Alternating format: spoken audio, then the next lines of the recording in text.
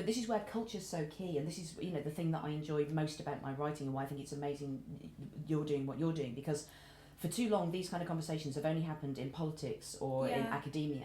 And, you know, not many people will pay attention to those things. You only come to those things late. You will only come to academia when you're in your teens or in your 20s. You know, you probably won't start engaging with politics until that time as well. But as a child, when you're growing up, what you think the world is and what your possibilities are is stories. Yeah. It's the films you watch, it's the TV you watch, it's the things that you see in magazines.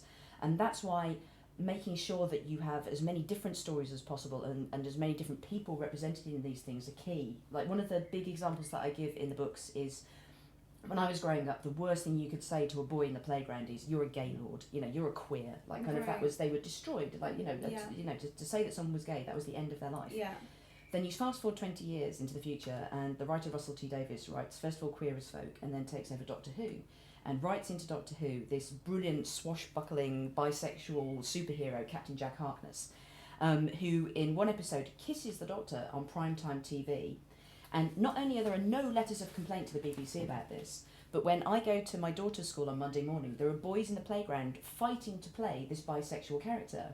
Because we've now got a story, we've now got a character, like, you know, instead of just it being the word gay, we've got this hero that everybody wants to be.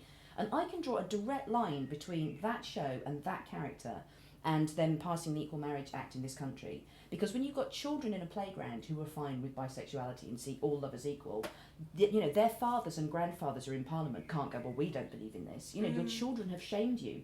Culture is there to show you possible futures. And again, that's why it's so important to make sure that you've got all these different voices. And particularly, you know, if you possibly can, to tell an optimistic story. Show us a better future.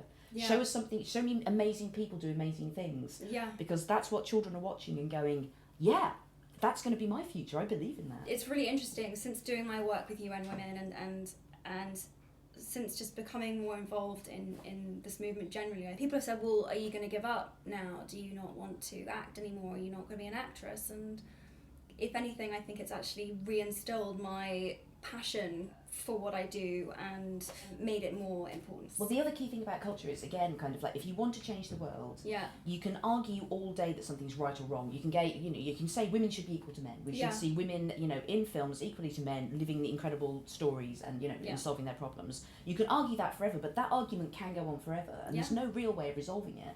Or you can make the right thing cool. Yeah. And you can just simply show me an amazing woman. Yeah. Like that, and that's what culture does time and time again. It doesn't argue. You know, David Bowie could have spent, you know, all of his life writing academic treatises and lobbying in Parliament, going, you know, bisexuality and gay men who are pretending to be aliens should be accepted in society.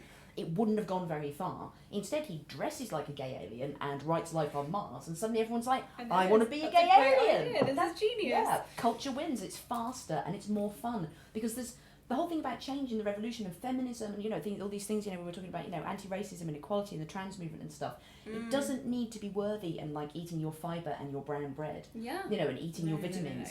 No. The future should be fun, a more inclusive future where people are free to love and are not scared. Awesome and cool. Should be amazing. That should be a party you want to join. We shouldn't be having to go, "This will be the right thing to do." We should just be going, "This is where you want to be, man."